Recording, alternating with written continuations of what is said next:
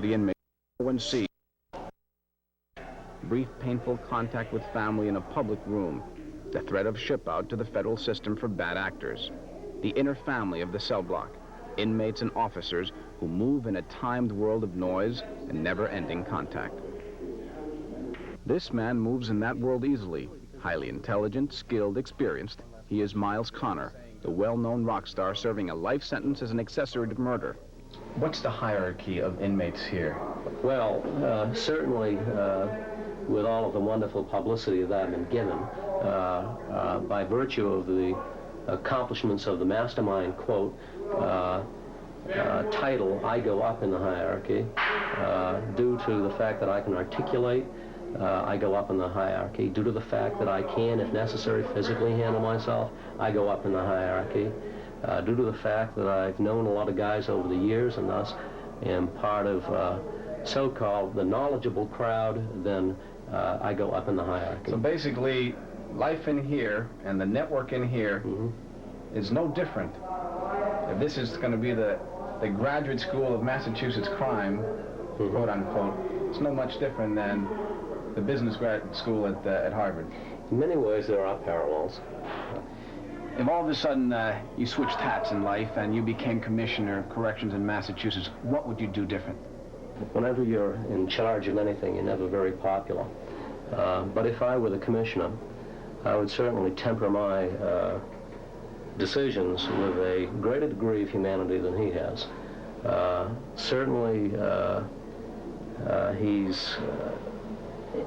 he's come down with kind of a chain-mailed fist on everything, and by so doing, he indeed has cut down the violence. The answer is to lock them up, but there's been no attempt to solve the underlying problem. And you're dealing with people here who are going to get out one day. You're dealing with people that if no effort is made to put them through some sort of a program, they'll be going out on the street as very bitter people. Whatever the criticism about how humanely the prison is run, it is tightly run. 5 minutes to count. 5 minutes to count. And no ID card in possession. Okay, I'll just pass it in without the number. Count time. All inmates are to return to their units and stand for the count. Count time. There is control here, and despite what many of the inmates say, the most striking thing about Walpole is this sense of control, even though it may only consist of a thin blue line of officers. Correction officers, Tony Killian and Rick Silva. Is there a significance, in general, is there a significance to the actions of inmates? Quite a bit. You watch them for your 8 hours, and they watch you for your 8 hours. The inmates say that you beat certain individuals a step out of line, like the gentleman, like the inmate that held that woman hostage. I was told today that he was beat 3 times up in segregation. I'd have to say, to the best of my knowledge, that never happened. He was not. And you would know, because that's your job to investigate. Yes, sir. With the evening meal finished and the third count complete, by 6:30 the only semblance of a private life begins for the inmates.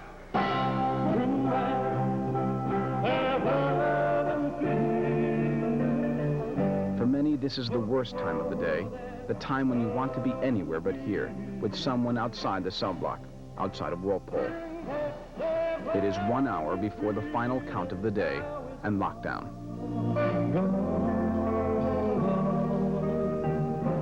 And I can't grow.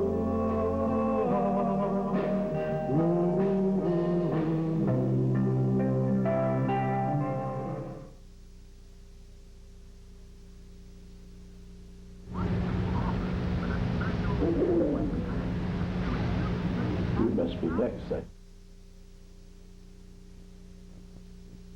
Facilities, including MCI Walpole, and he's with us live tonight. Commissioner, we have just a few moments. Let me ask first about the allegation by the inmates that you're running the place with a mailed fist and that therefore rehabilitation is taking a back seat to mere confinement. What about that? Well, Peter, I do not apologize for running a controlled institution or a controlled correctional system, and I think it's very important that we are in control in order for us to do any of the rest of our mission. What about rehabilitation? Is there meaningful rehabilitation going on at Walpole, or is it essentially a warehouse? Well, I don't believe that you can do mandatory rehabilitation, if you will. I think it's important that we provide programs and that we operate programs so that those individuals who are incarcerated there and in our other correctional facilities have an opportunity, if they choose, to become involved in those programs. Are you saying that the programs are in place, that every man at Walpole who is interested in being rehabilitated is going to get a shot at doing that? Well, I believe so, and if you look at it in a much larger perspective, that Walpole is only 15 or 16% of our entire correctional population, that we are doing a myriad of other programs in the rest of the facilities, the other 18 facilities that we run. Now, you say you have Walpole now under control in contrast to an earlier period when it was alleged that the inmates were running Walpole. What about beatings? We've heard a couple of times tonight allegations that inmates are being beaten. Do you know about these instances? Well, we from time to time, quite honestly, Peter, have allegations that there was an overuse of force. However, we've promulgated in the past several years a comprehensive use of force policy. We do investigations both internally, and I do investigations from an investigative division that I created in here 2 years ago. And I believe that primarily those allegations are simply that. We do a very good job of policing ourselves. What about this overcrowding crisis? Are we going to have to build a new prison in this state? And if so, where are we going to put it? Well, I believe it's more than building a new prison. We have several facilities that are on the drawing boards and several that are in an active stage of construction right now. However, we are involved in the most severe overcrowding crisis that the Commonwealth has ever experienced. And apparently, just since the time that this segment was filmed at MCI Walpole, we've added another 112 inmates to our population. Commissioner, thank you very much for joining us tonight. We'll be right back with some final scenes from Walpole. Stay with us.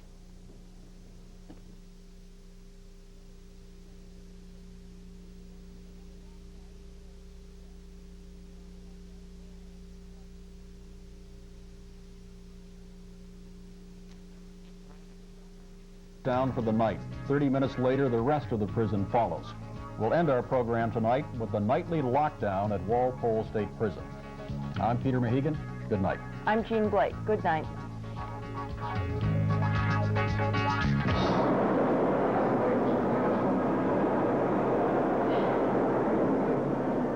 As lockdown approaches, the traffic in the main corridor outside of the control room disperses.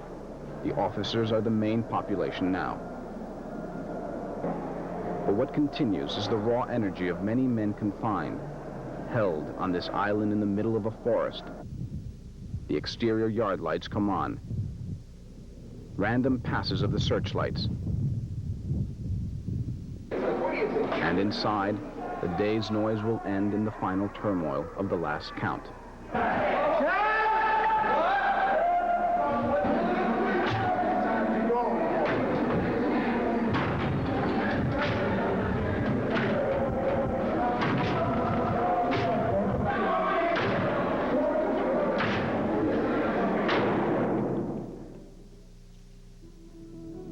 Life from dawn to dusk behind bars. The women of MCI Framingham speak out on lives of crime and hopes for their children and themselves. I don't lie to my children. They know that I'm in jail. They know what jail is all about. Tonight, Peter Mahegan, Jean Blake, Mike Barnacle, Chronicle, the New England news magazine.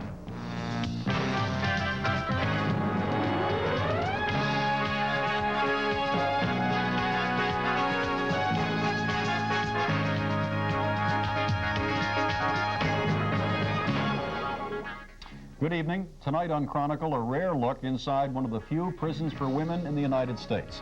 It's the Massachusetts Correctional Institution at Framingham. MCI Framingham is an aging institution, one that's seen thousands of inmates in over a century of operation. Tonight we'll see the prison then and now. We'll meet the inmates of Framingham and the people who guard them.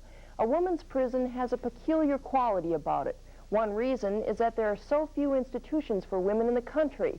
Another is our curiosity about women who commit crime.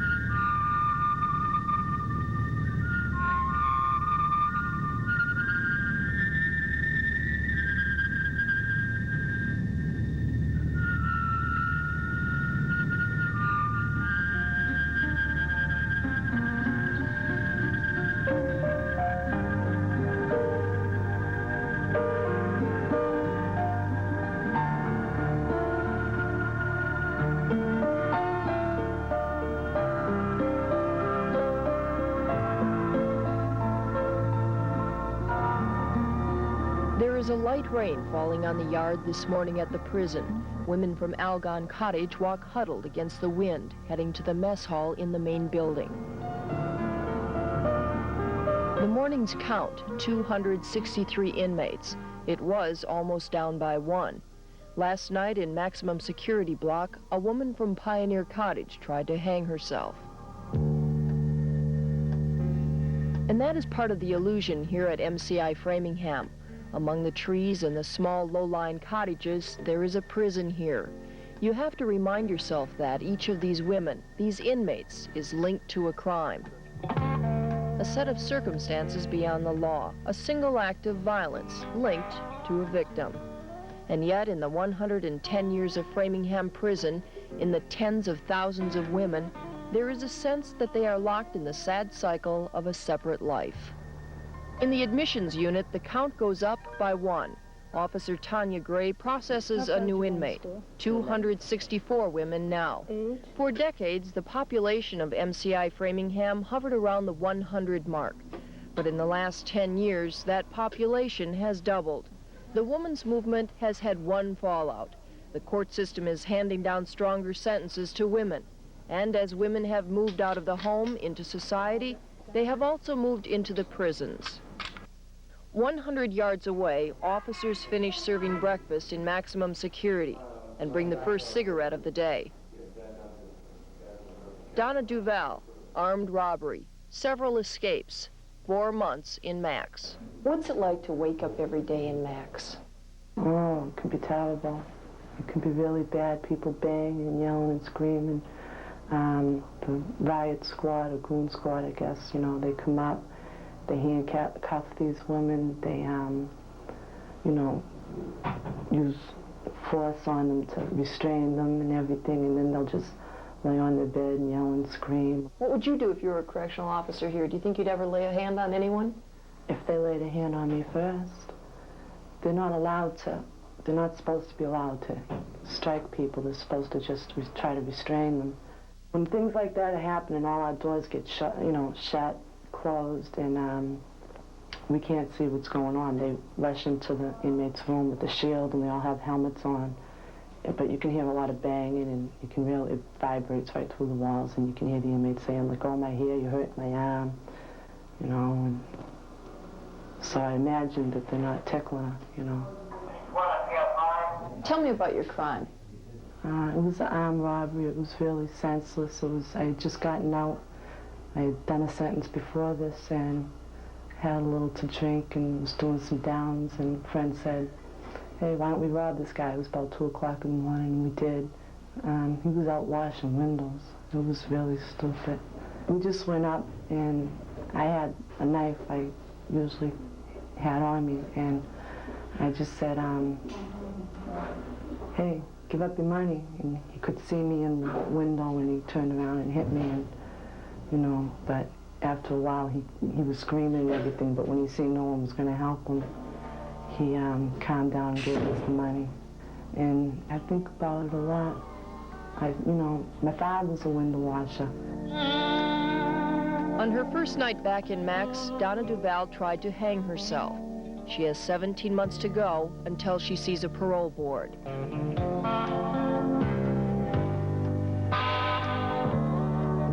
In another wing, the day's work has begun.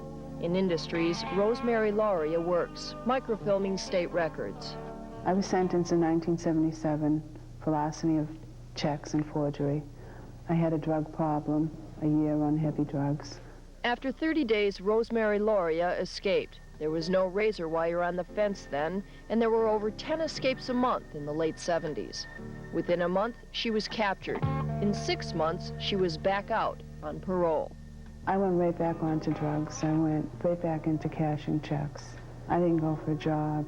I felt a little bitter and angry. She violated parole. She was back in Framingham, and 6 months later, escaped again, this time with a man. Framingham was co-ed then, and this time to do a more serious crime. Armed robbery. We went into somebody's house with a woman who was home and her child. It was frightening. I mean, you know, doing checks, you're not faced with the victim, so it's easy to block out. what hassles you're causing somebody.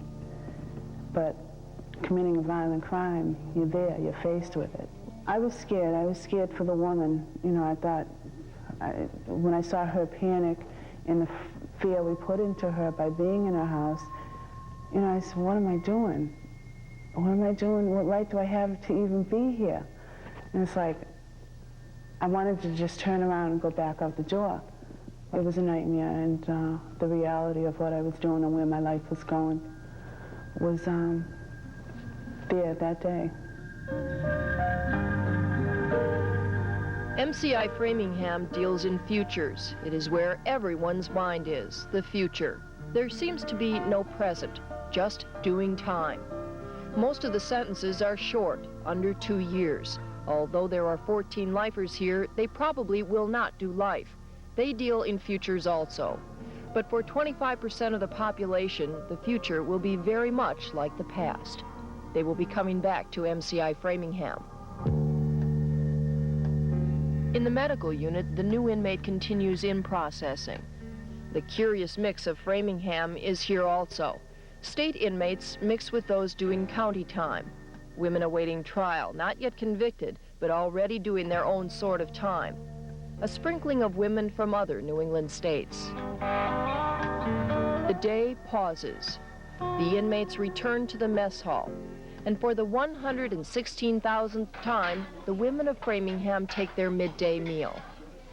Up in Maximum Block, Donna Duval receives her lunch through the metal slot in the inner door of her cell. The woman from Pioneer Cottage also eats. She is quieter now. In the mess hall, inmates relax in their own groups. It is a time that is almost normal, separate from the place. But not completely separate. There are 11 more hours in the day, and there is the afternoon at MCI Framingham.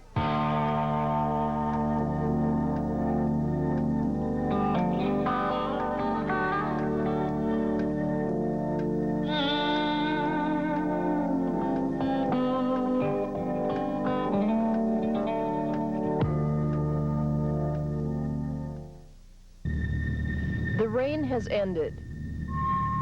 Work resumes in the industries wing.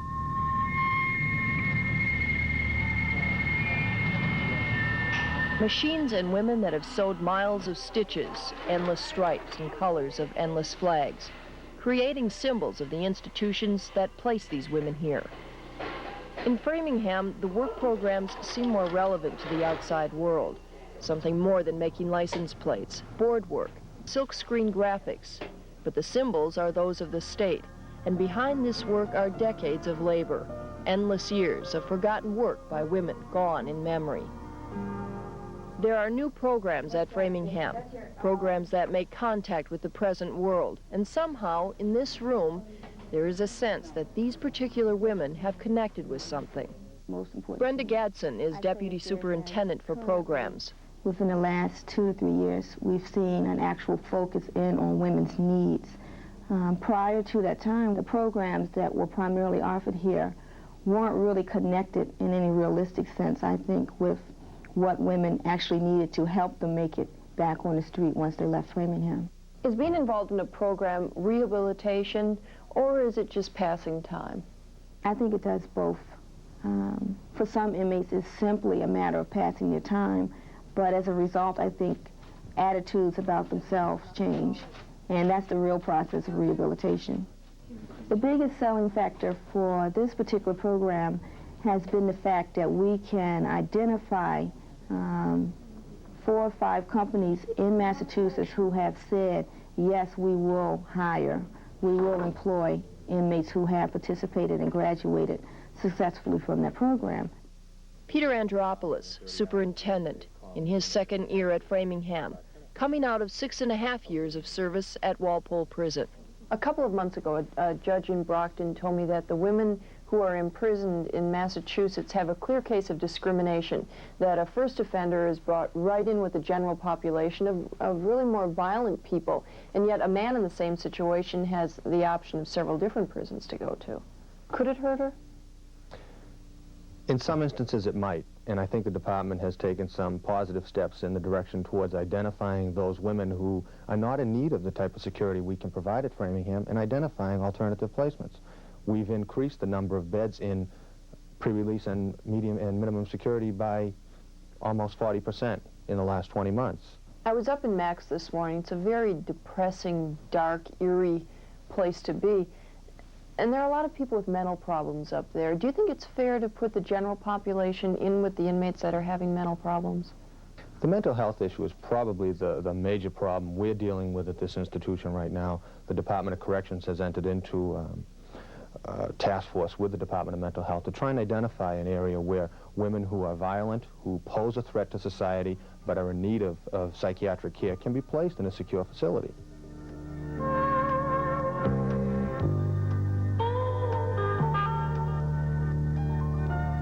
If Framingham is a prison of illusions, it is also a house of contrasts. Two women. The first, the mother of 3 children, arrived at Framingham last night. We will call her Tammy. I came into Framingham yesterday driving while drinking and driving after the vacation. I don't think I was under the influence at all. I had 1 drink the first time, and the second time I had 3 drinks in 6 hours. I don't feel like I'm a criminal. I've been in trouble with alcohol, but, I just don't feel that I'm a person that's out to hurt people. This is Tammy's second conviction for drunk driving. She was sentenced to 2 years, 1 in Framingham, 1 suspended. I think it's a long time.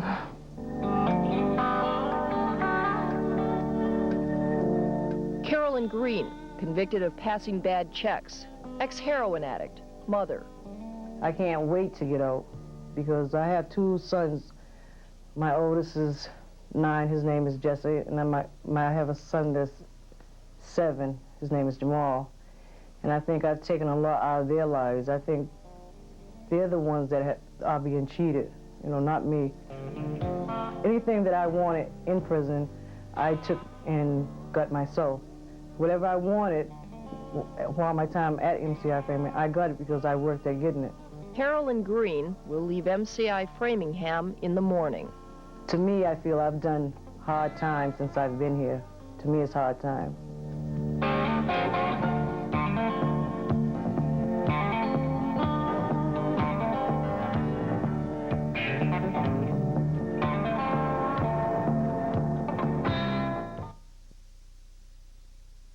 At MCI Framingham, we have reached the end of the workday.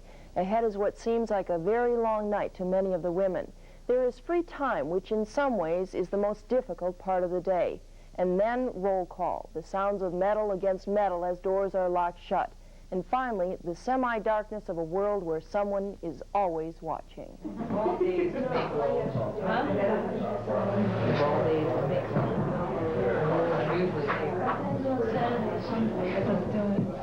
There is a saying in the system, the inmates do time and the officers do time, but they do their time in shifts.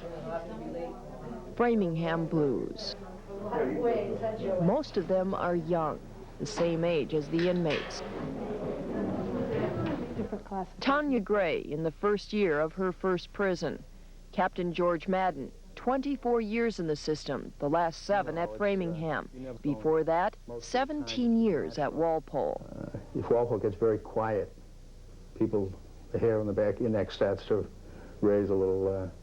But here, it seems here, for the most part, of course not all the time, that if there is a problem developing or about to happen, quite often you'll hear it coming like a freight train. I thought more of the victim when I first came in. I've got to the point now where I feel that my job, though, is not to judge or to punish. I think that a lot of inmates appreciate the fact that you do have a control and that the thing isn't just running wild, helter-skelter. I've heard a lot of inmates, like when we started closing up doors, many inmates came around and said, geez, it's going to be good to know that my door's locked and get a good night's sleep. Joyce Murphy, Deputy Superintendent. There have to be times where you feel absolutely helpless in this environment. When are those? When do you feel most frustrated? There are some women who may come in here and get a 5 to 10 year sentence, and in 6 or 7 months, they may in fact have addressed the issues that brought them to prison and may be ready to be released, but that's frustrating. And other inmates who come in and are only serving 90 days or 120 days, who maybe aren't just ready to return to society. When I was talking with some of the women here, I'd be having a perfectly normal conversation with them about anything, just day-to-day kind of living, and all of a sudden I would have to remind myself, this woman held a weapon on someone she was robbing, or this woman murdered someone. You need to always remember where you are, because if you do put your guard down totally and forget that you're in a prison, that's when you start to have problems. You need to remain cognizant of the types of inmates that you're dealing with and what your job is, but if you're constantly in fear, you can't be effective. After a day of rain, the sun breaks through for a few moments and then sets quickly. In the halls, at Four Corners, inmates group. For some, it will be another night of television in the cottages or hanging around the brick hallways. For others, a time for support groups, dealing with it. 8 women in Alcoholics Anonymous. Not wanting to take the consequences for my behavior. I didn't make mistakes. Never did. Perfect. Never. Even as these women try to change, you sense that they are only a few, that out of the 264 women here tonight, there may be only 50 in the evening programs and groups. But for that few, there is that vital change in self-image. And for some, the evening brings a brief release.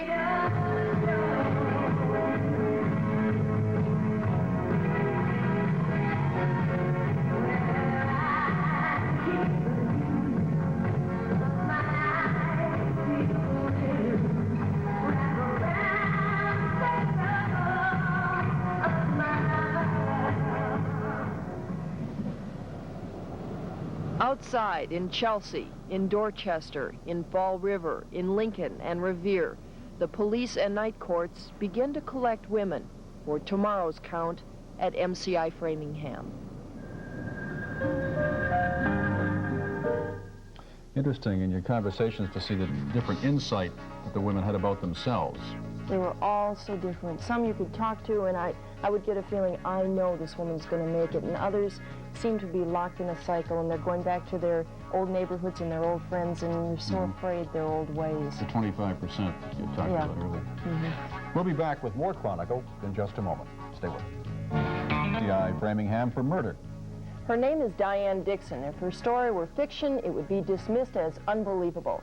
She was born at MCI Framingham. She became a prostitute. She murdered someone. She escaped from prison, and now she is back in. But that, as they say, is hardly the whole story.